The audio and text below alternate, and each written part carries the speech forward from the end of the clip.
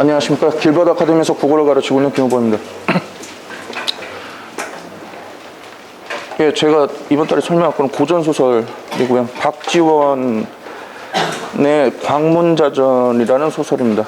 물론 이걸 다 읽지는 않고요. 잠깐 과장 조금 문제를 올려주시겠습니까? 전체적인 이해를 묻는 문제가 아니고요. 지금 보시면 아시겠지만은 광문이 기억의 상황에서 읊었을 만한 노래잖아요. 그러니까 일부 구절이 어떤 의미이고 이거를 적용할 수 있는 작품이 뭐냐라는 겁니다. 그렇기 때문에 대상은 어느 학년으로 해도 상관은 없는데 일단 지금 제가 가르치는 학년 1이니까 그걸 좀 빠르게 진행하겠습니다. 자고요. 예, 이거는 흐름 속에서 기억이 어떤 의미인지를 좀 알아야 됩니다. 자, 그러니까 글의 흐름 파악하는 게 중요하고요. 뭐 당연한 얘기지만은 하고요. 자, 기억의 상황.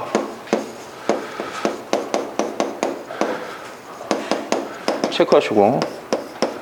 그러면 이것만 체크하면 끝일 것 같은데, 기억의 상황에서 읊었을 만한 노래라는 거는 뭐냐면은 이 상황에서 이 사람의 정서가 뭐였겠느냐라는 겁니다. 결국 그러니까 이 상황에 대한 정서가 나와야 돼요. 근데 뭐 그건 크게 어려운 건 아닙니다. 예, 여기까지만 되고 이제 이 문제를 풀어야 되는데 제가 3월 달에도 말씀드렸지만 3월 달이었는데요. 이 유형의 문제는 내신에서만 나옵니다. 수능에서는 안 나와요. 그래서 실제로 제가 수능 수업할 때는 이런 유형의 문제는 풀리지 않고 있습니다. 여하튼 진행을 좀 해보겠습니다. 과연 좀 잠깐만 올려주시겠습니다. 뭐냐면은 지금 기억은 지금 이 앞에 있죠. 지금 이 부분인데 제 앞부분 내용을 간단하게 좀 언급을 드리면은 읽지 않고 그냥 제가 말씀을 드릴게요. 주인공은 이제 광문이라는 사람이고요. 이 광문은 종로 네거리의 거지입니다. 예. 그러니까 실제로 고전에서 나오는 어떤 인물들은 제자가인이라고 해가지고 잘난 사람들이 주인공이 되는 경우가 많아요.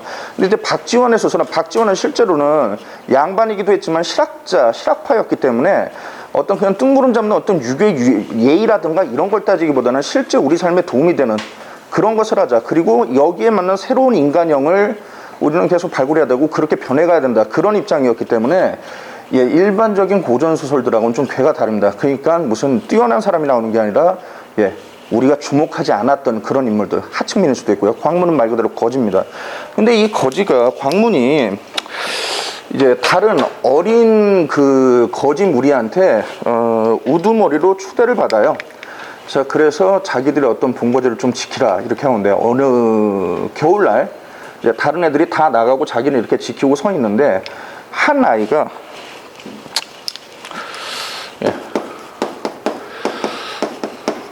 광문이 집 지키고 있고, 자, 그런데 한 아이가 병이 들어 있습니다.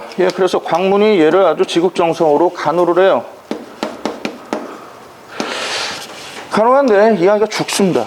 광문이 죽인 게 아니고요. 얘가 죽어요. 근데 문제는 이제 아이들이 돌아와가지고 했는데 이제 아이가 죽어 있단 말이에요.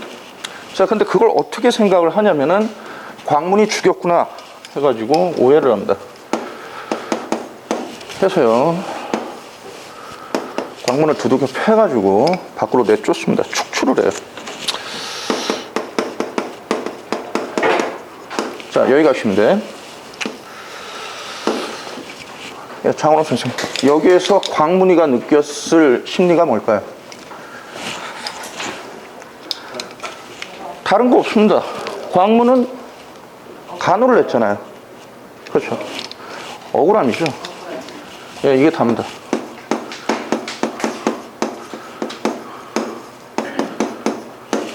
이거요. 여기까지 이제 간단하게 나오죠. 이제 좀 올려주시겠습니다.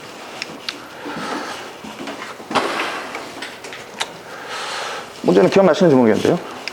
이제 1번, 2번, 3번, 4번, 5번이요. 학생들한테는 이제 딱히 이게 만약 1학년을 기준으로 한다면은 학생들이 알만한 작품이 하나도 없습니다. 그러면 좀 올려볼까요? 그럼 고3이 되면은 그럼 여기 있는 작품을 다 알까요? 제가 생각하기에는 4번, 5번 빼놓고는 아마 모를 겁니다. 뭐냐면은 강남구, 보천 탄즉사, 독자. 이거는 아무리 학생들이 열심히 하려고 해주고 다녀도 찾아볼까 말까 한 작품들이에요. 예, 어쩌다 한번 그냥 쓱 하고 지나가고 메이저한 작품들이 아닙니다. 그럼 이걸 어떻게 하라는 이야기냐. 근데 이거 뭐 일일이 다 공부를 해야 되느냐. 근데 실제로는 그렇게라도 해야 돼요. 하지만 모든 작품들을 다 공부할 수는 없습니다. 선생들도 모르는 작품이 나오는데요. 뭐. 예, 현대시만 해도 10만 단위의 작품인데 그건 언제 다 하고 있나요? 그러니까 그런 근본적인 한계는 있는데 그러면 이거는 좀 구조를 이해를 해야 되는데 왜 이런 문제가 나오냐. 그건 3월달에 또 제가 말씀드렸습니다. 왜냐하면 등급을 내야 되거든요. 내신 선생님들은. 그러니까 떨어뜨리기 위한 문제예요. 다만 이 문제는 지금 억울함이잖아요. 이 문제에 한한다라고 하면 억울함이기 때문에 이 작품들을 일일이 분석하는 게 아니라 그러니까 1번이 1번의 주제가 뭐다 이렇게 접근을 하면 안 되고 억울함이 나왔잖아요. 읽어보면서 얘가 무슨 뜻이냐가 아니라 여기서 억울함이 나오고 있느냐 그거를 찾아내라는 겁니다. 그러니까 사람은 강남의 즐거움을 말하나 나는 강남의 근심을 보고 있네. 해마다 이포구에서 애타게 떠나는 배를 바라보고 있는 것을. 그랬죠?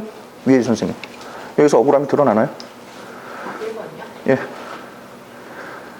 예, 이렇게 읽으라는 겁니다. 그러니까 1번이 뭘 말하라는 거냐 이걸 알아보라는 게 아니라 실제로 학생들이 풀 때는 예. 해가지고 그렇게 하면 얘는 답은 금방 드러나긴 합니다. 시작하십니다.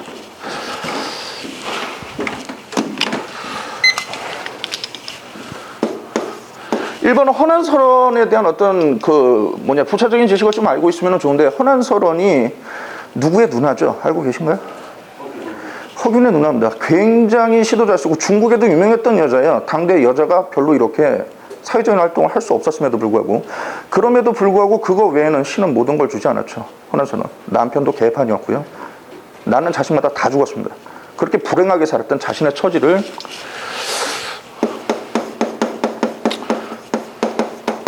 한탄하고 있습니다.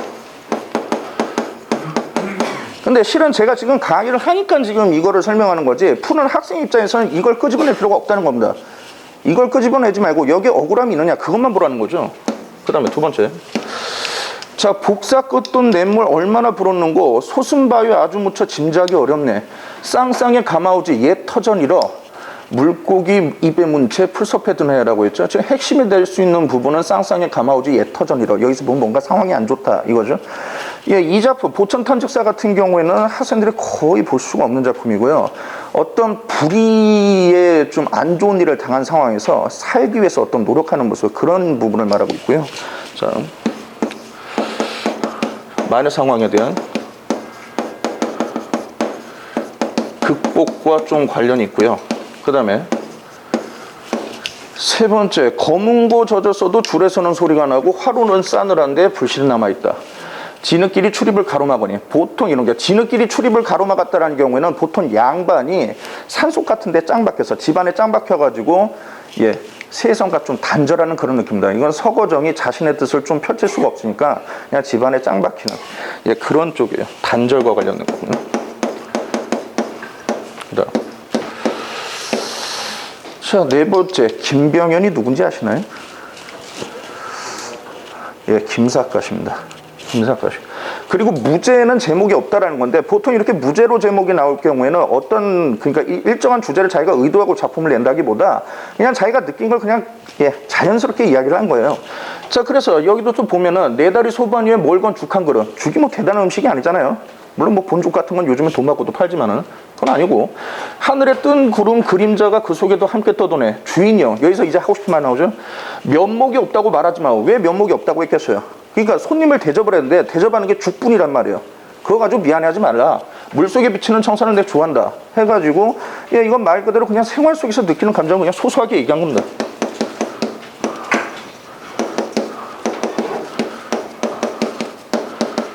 자, 그럼 이제 5번이 답인데 왜 5번이 답이에요? 1, 2, 3, 4번에 답이 없으니까 이렇게 대답하면 학생 연락 왔고요. 자, 그런데 보시면 아까 이미 지금 그쵸 억울함이라고 돼 있죠.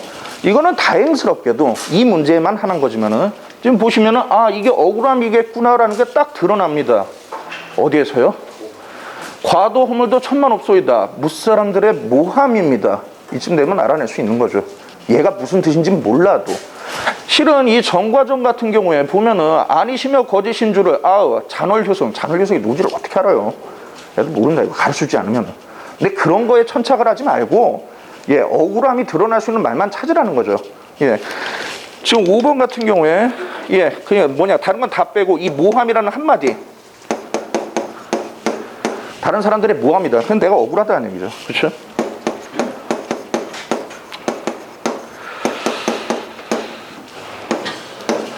그래서 결론적으로 5번이 답이 됩니다. 이 문제만 하나다라고 하면은 지금 억울함을 바로 알아볼 수 있게 나왔기 때문에 그나마 좀 풀 수 있는 거지만은, 이거는 선생님이 마음을 먹고 너희들을 틀리게 만들겠다 해가지고, 제가 아까 말씀드렸지만 4번, 5번 같은 경우에는 비교적 알려져 있는 좀 작품이고, 그나마 4번하고 5번을 비교하면은 김병현의 무죄 같은 경우는 정과정에 비례할 정도는 아니에요. 그러니까 일반적으로 어떤 학원에서 수업을 받거나 학교에서 수업을 받을 때 학생들이 메이저한 작품으로 봤을 만한 작품은 지금 정서의 정과정뿐입니다. 그 정답이었던. 근데 그마저도 모르게 그냥 완전히 생소한 작품 5개를 놔버리면 그냥 틀려라 라고 내는 문제예요. 그렇게 되고요. 그러면은 이런 유형의 문제를 어떻게든 공부를 해야 되겠는데 어떻게 되겠냐? 그냥 첫 번째로 평소에 많은 작품을 봐야 됩니다.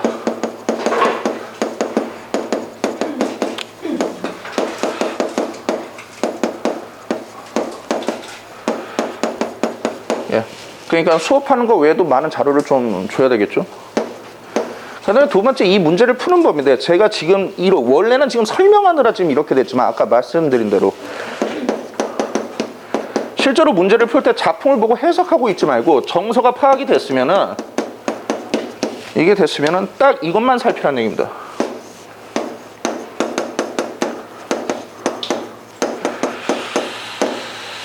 자, 이 정도로 평소에 이렇게, 그러니까 수능 유형의 수업, 일단 아까도 말씀드렸지만은 이 문제는 풀지 않습니다. 일단은 학생들 이건 피곤하게만 할 뿐이지 수능을 위해서는 전혀 안 나오는 문제이기 때문에 그렇고요.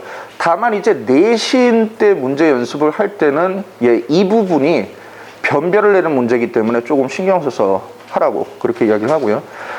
특히 이걸 좀 잘 써먹는 학교가 한가람 고등학교예요. 많이 힘들어하죠. 수능에선 출제가 안 되고요. 내신 기준으로 하면은.